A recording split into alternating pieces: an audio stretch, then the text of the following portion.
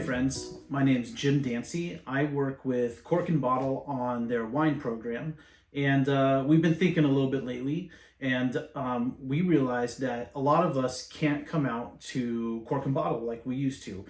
We're still open. You can still come in and try wines, and we can still help you.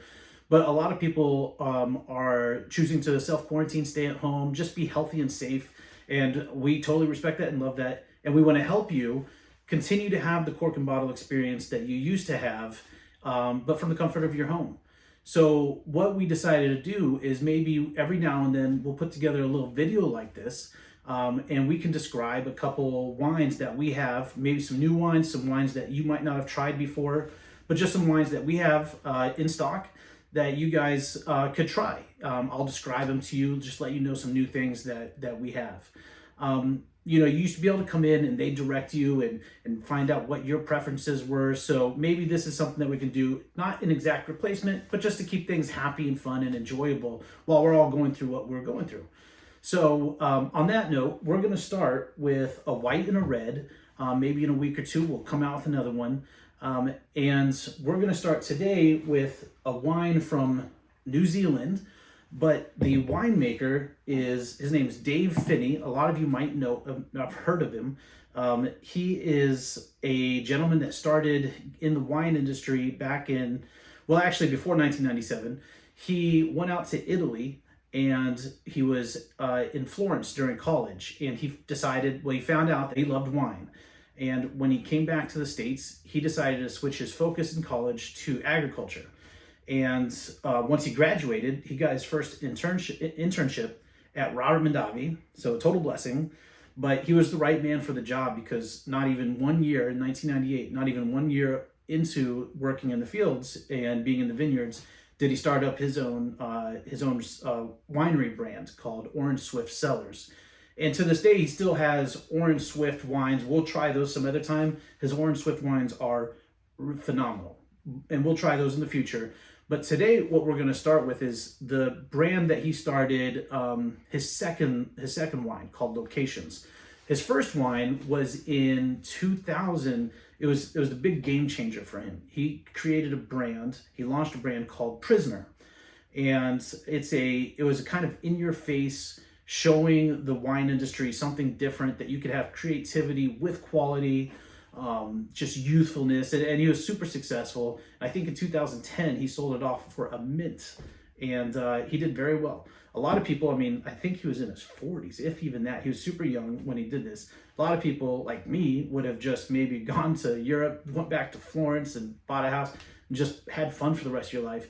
No, he decided to keep busting tail, and instead, once he sold the Prisoner brand, he started Locations. And with Locations, he's just started something that hasn't been done before in this industry. So it's called Locations because he's decided to choose his own locations around the world, and every single year come out with something different that represents that location. So he's got California, it just says CA on the front of it. France, FR. Spain, España has an E on it. New Zealand, NZ. So he chooses different locations all around the world, and what he does is totally incredible. He doesn't look at the varietal, doesn't look at the vintage, and he doesn't look at like the vineyard that it's from, the appellation. He blind tastes wines from all over, wherever the region is, New Zealand, for example, or California. So a lot of people would say if you're making a California wine, you want to make something represent it the best. Some people might say you want to have a Pinot Noir from Santa Barbara. Other persons are going to say a Cab from Rutherford. What he does is he gets juice from very reputable vineyards and winemakers, and he blind tastes them. Some of the vineyards he owns himself, but he blind tastes them, and he chooses the juice that best represents what he thinks that location every single time. He puts all politics aside, all personal preference aside, current wisdom, like this year, this is a great region, and that person just merged with that company, and so they're going to have some fantastic or bad things. He puts all that aside, blind tastes it, and every single time comes out something brand new. I love it. It's incredible. Never seen it before, never heard of it. It's always a blind tasting whenever you're trying this. But you can find out. He has little numbers on the back of each bottle. Like this says 8. You can do some research, jump online, and find out exactly what's in it. But the idea is to blind taste it. So you can still dive into this and get deeper in it, but you don't have to. One last thing before we taste this is something really cool about Dave Finney is once he sold The Prisoner and he made his fortune, he bought some land in southern France, southwestern France, on the border of Spain. I personally love this because my heritage is Romanian, but it's also Basque. And this area between Spain and France is Basque country. It's a place that's been overlooked by the wine industry for a long time, and often in his wine from France, the location is France, you're going to get wine from that region. Not always, because he always tries to make the best wine from any given location, obviously. But you have a good chance of trying it. Just to me, it's something that's really incredible and fun and different. So, but anyway, on that note, let's dive into this bottle, pour it into the glass, and see what he's put together for us. Cheers. So right off the bat, on the nose, you get some white currant, some tropical fruit, just very fresh and alive.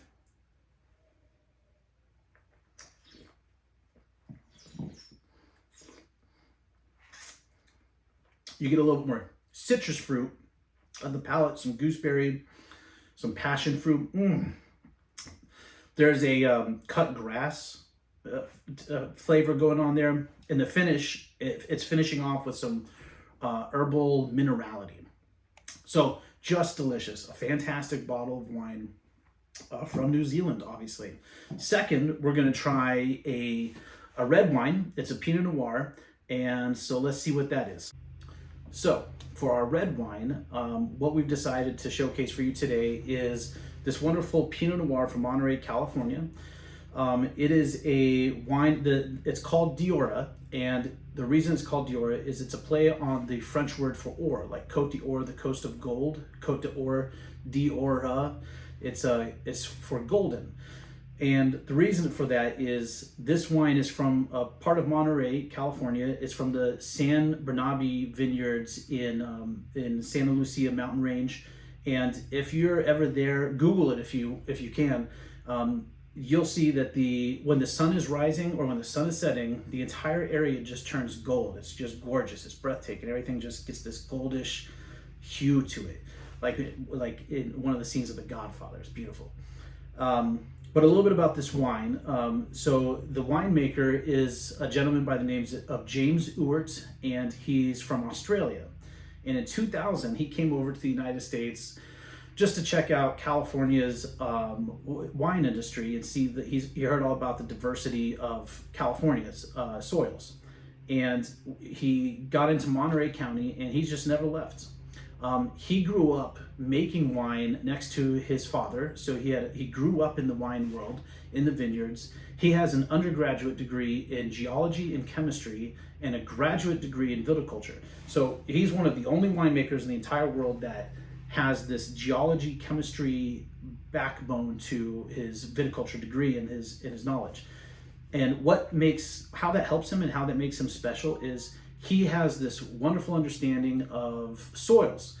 So he was able to go across California, found Monterey, and he was able to find the soils that he wanted, that he knew would make the perfect wines for the varietals that he wanted in the style that he wanted. So what he did here with this Pinot Noir is incredible. It's you know what? Let's taste it and smell it before I start describing it ahead of time.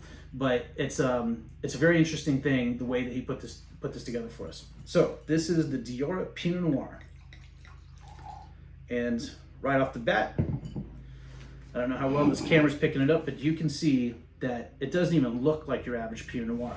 It's a little bit deeper, a little bit more ruby, a little bit just heavier and darker.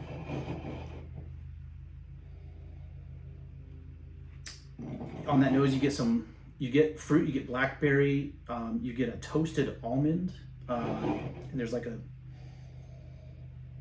brown sugar, which is very cool on the palate.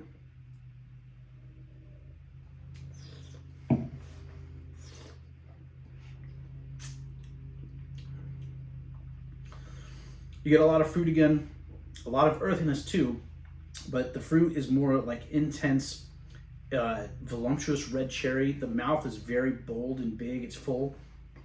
Like I said, not like your average Pinot Noir. It's not super heavy. It's still beautiful, but it's not as feminine as your average Pinot Noir. With the red cherry that I mentioned, you're getting a little bit of blueberry. And I believe they put some Malbec in this, and this is giving it hints of blueberry. And right now on the finish, to finish it off, that's when the oak starts to come in. It's been aged in oak.